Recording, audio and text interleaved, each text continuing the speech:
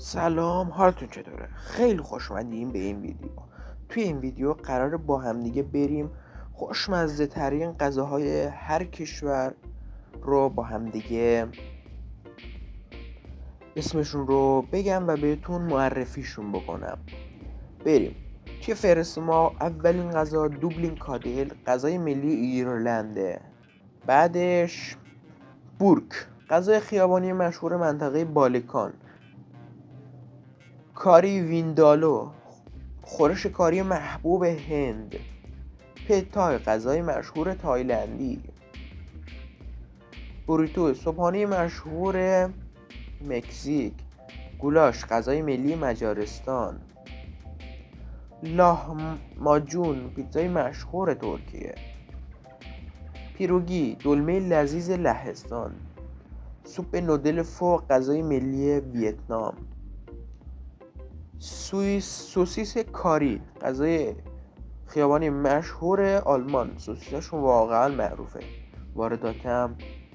صادرات هم دارن که ما واردات داریم از سوسیس های اونا. خیلی مثلا دنبال سوسیس آلمانی میگردن و فقط سوسیس آلمانی میخورن. شاکشوکا، املت متفاوت تونس.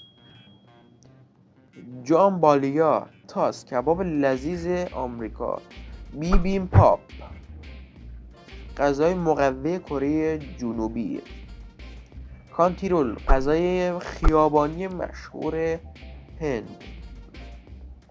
کاریکاتوسو، غذای مشهور ژاپن. تاکو، غذای خیابانی مکزیک. تخم مرغ پخته در آووکادو، یک صبحانه لذیذ. ناسی گورنگ، غذای ملی اندونزی. خاسوی نودل، معطر میانمار. پایا، غذای ملی اسپانیا. پوتین، غذای محبوب کانادایی. سوپ مرغ و ماتزو بال، غذای جشن پسح یهودیان. ماکارون، شیرینی معروف فرانسوی. آوگولومونو، سوپ عید پاک در یونان. بلینی، پنکیک روسی.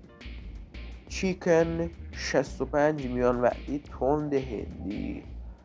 تالیاتل با سس راگو، پاستای معروف به بلونز.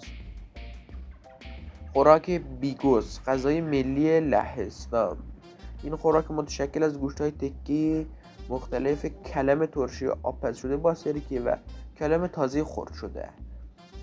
بانی باچو، غذای خلاقانه آفریقای جنوبی. خوراک کیمیچ، خوراک ملی کره. بیسارا، سوپ باقالی مراکشی. اینجرا، نان ملی کشور اتیوپی.